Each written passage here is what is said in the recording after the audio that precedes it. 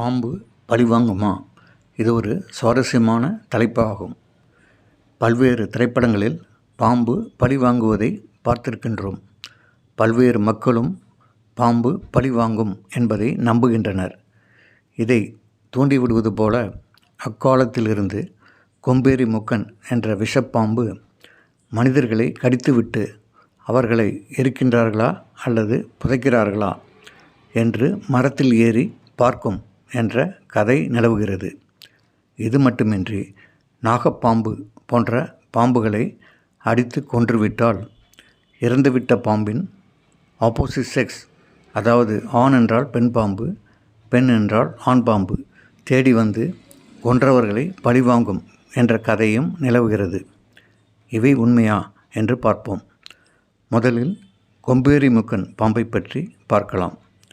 இதை ஆங்கிலத்தில் தி common France back என்று அழைப்பர். இது உண்மையில் ஒரு விஷமற்ற பாம்பாகும். இவை நன்றாக மரமேறக்கூடியவை. இவை நச்சுப்பாம்பே அல்ல. இவற்றின் மூக்கு பச்சை பாம்பு போன்று ஓரளவிற்கு கூர்மையாக இருக்கும். இவற்றின் உடல் பகுதியில் ஒரு வெள்ளை கோடு உடம்பின் இருபக்கமும் காணப்படும். இப்பாம்புகள் தென்னிந்தியா முழுவதும் காணப்படுகின்றன. வெண்கல நிறத்தை ஒத்திருப்பதால் இவற்றை பிரான்ஸ் பேக் என்று ஆங்கிலத்தில் அழைப்பர். இவற்றின் செதில்கள் இவை மரமேறுவதற்கு வசதியாக உதவி செய்கின்றன. இவை கடித்து மனிதர்களை கொல்லும் மற்றும் இப்பாம்பு மரத்தில் ஏறி மனிதர்களை புதைக்கிறார்களா அல்லது எரிக்கிறார்களா என்று பார்க்கும் என்பதெல்லாம் கட்டுக்கதையாகும். தற்பொழுது பாம்புகள் பழிவாங்குமா என்று பார்ப்போம். பாம்பின் தலை மிகச்சிறியது. அவற்றின் மூளையும் மிகச்சிறியது. இந்த மூளையை பயன்படுத்தி மனிதர்களை நினைவு வைத்து பழிவாங்கும் என்பதும் கட்டுக்கதையாகும். ஆனால் இதன் பின்னணியில் விஞ்ஞானபூர்வமான விளக்கம் ஒன்று உள்ளது.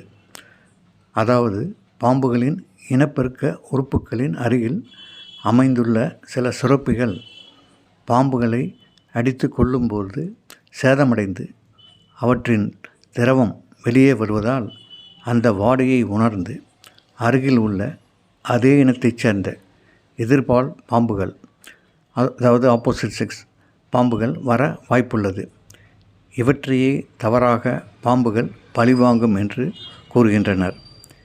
இந்திய வனவிலங்கு சட்டப்படி பாம்புகளை கொல்வது சட்டப்படி குற்றமாகும். மேலும் இதுபோன்ற சுவாரஸ்யமான தலைப்புகளை பற்றி தெரிந்து கொள்ள சேனலை சப்ஸ்கிரிப்ஷன் செய்யுமாறு கேட்டுக்கொள்ளப்படுகிறார்கள்.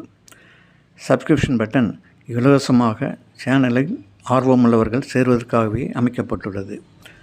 அடுத்து வரும் தலைப்பில் பாம்பு சட்டையை பற்றி பார்ப்போம்.